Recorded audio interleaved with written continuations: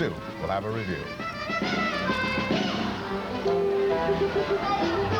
Opening on Broadway tonight was a new musical starring Dean Jones. It's called Into the Light. Stuart Klein was on the aisle at the Neil Simon Theater. Is he here now with the review? Is with light heart, Bill, that I say thank you. As for tonight's show, Into the Light is one of the darkest moments in Broadway history. Not since Moose Murders has there been such a misguided stiff, a musical that sings and dances about, incredibly, the Shroud of Turin, the holy garment that some believe was worn by and imprinted with the face and body of Jesus. Bring on your men, your machines, figure it out, see what it means. If there's an answer there, let it be found. Let it be found. This is our hope. With nuns and priests in a goofball chorus, the only miracle here is how this show got to Broadway. And heaven only knows it will take an act of God to make it survive beyond tonight. For the record, Dean Jones plays a physicist trying to prove that the shroud is a fake. And, saints preserve us, listen to these lyrics. Science without any data will not get me from alpha to beta. That is a sin. And the second stanza runs, science without any data is like Henley without the regatta. Bring back Moose Murders. While Jones is busy researching, his lonely, neglected son invents a fictitious, invisible friend who does cornball mime. There is a lot of smoke and laser beam squiggles which signify nothing, and the show maniacally tries to be dead solemn at one moment and then comically cute the next.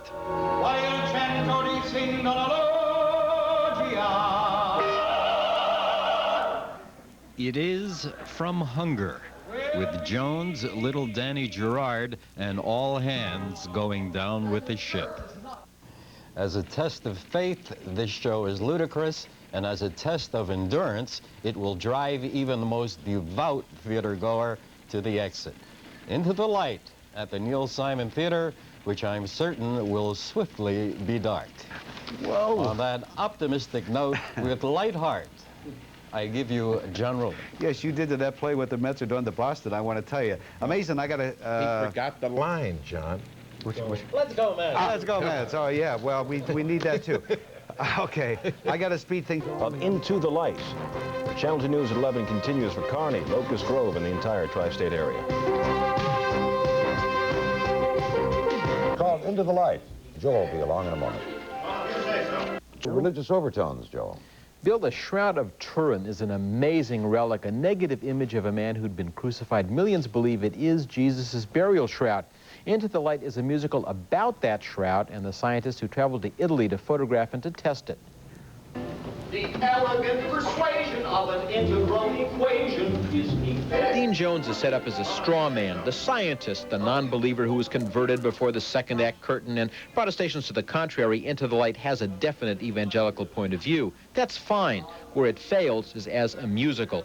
There is a subplot that is sheer nonsense about his son's invisible friend from outer space that does allow for some wonderful laser tricks and allows Danny Gerard, an excellent child actor, to strut his stuff. But most of the rest of Into the Light plays like a chemistry lecture put to music, and not a very interesting chemistry lecture, and not very good music.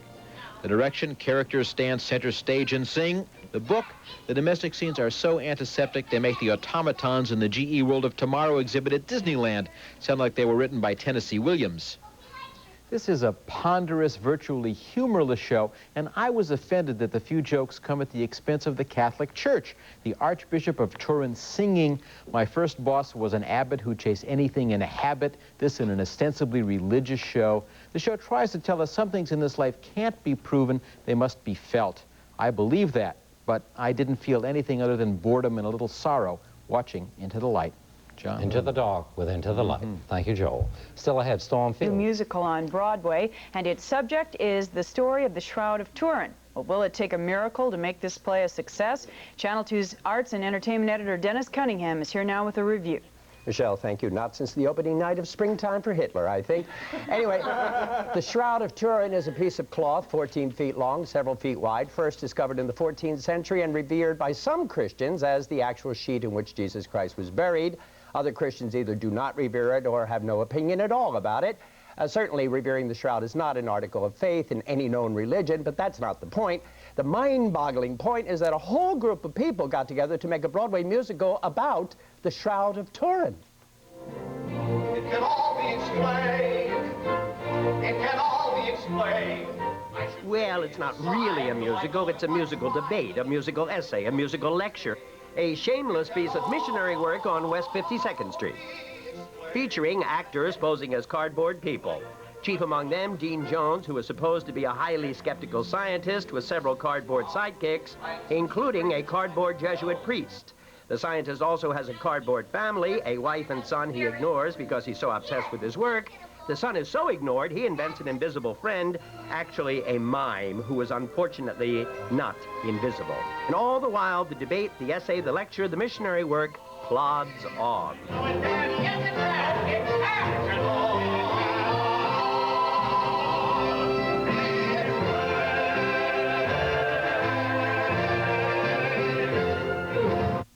The Jesuits could sue, maybe.